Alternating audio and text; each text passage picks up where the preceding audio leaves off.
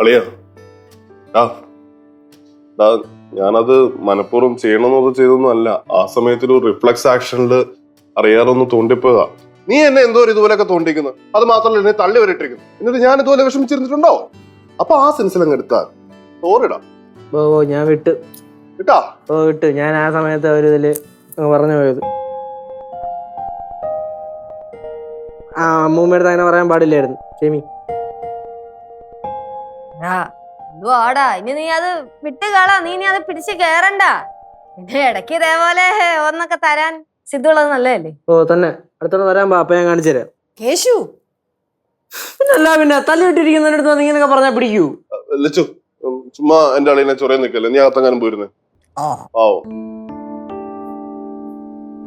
Case நீ காலையில ஒன்னும் சாப்பிடல.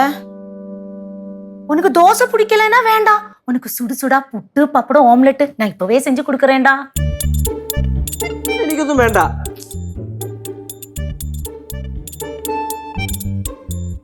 എന്തിനാ പുട്ടുണ്ടാക്കിത്താ? എന്നിട്ട് ഞാൻ കഴിച്ചോണ്ടിരിക്കുമ്പോ അമ്മൂടെ കഴിക്കുന്ന ബാക്കിയോടെ കേൾക്കാം അല്ലേ അമ്മൂമ്മ? അതില് 10 പൈസ ഇല്ലാതെ പോയി. ഉണ്ടായിരുന്നെങ്കിൽ എങ്ങോട്ടല്ലേ ഇറങ്ങി പോവായിരുന്നു. അങ്ങനെ നമ്മുടെ പൈസ ഇല്ലല്ലോ മോനെ. അങ്ങനൊന്നും പറയല്ലേ. വേണ്ടേ കനകാന്റി പറഞ്ഞതുപോലെ നമുക്ക് പുട്ടുണ്ടാക്കി കഴിക്കാം. മക്കള് വാ.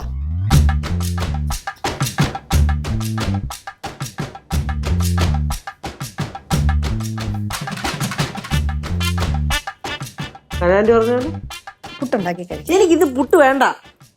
உனக்கு ரொம்ப பிடிக்கும் தானே. நீ சாப்பிட்டு தான் ஆகணும். நான் இப்பவே சுடு சுடா புட்டு செஞ்சு கொடுப்பேன். அவ்வளவுதான். മക്കളെ വേണ്ട ഇതൊന്നും മനസ്സിൽ വെച്ചോണ്ടിരിക്കല്ലേ.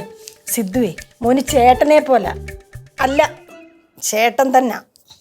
ശരി അമ്മൂമ്മ സമ്മതിച്ച്. ചേട്ടൻ തന്നെ. പ്രശ്നം കഴിഞ്ഞല്ലേ. ഇനിയിപ്പോ പറഞ്ഞു പറഞ്ഞ് നമ്മളെ ബദ്ധശത്രുക്കളാക്കല്ലേ. പെട്ടെന്നൊരു എക്സ്പ്രഷൻ ചേഞ്ച് എന്ത് പറ്റി?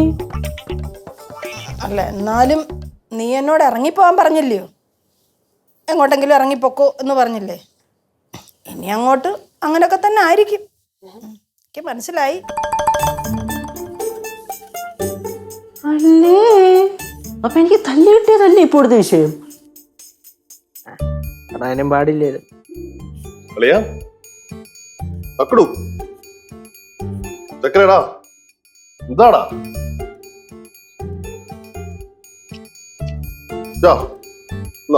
1000 രൂപയുണ്ട്. ഇത് നിന്റെ കൈ വെച്ചു. ഫ്രണ്ട്സിനൊക്കെ ട്രീറ്റ് ചെയ്യാമല്ലോ. ഇതിന് അളയിന്റെ തല്ലിട്ടെന്ന് പറഞ്ഞ് ട്രീറ്റ് ചെയ്യണം?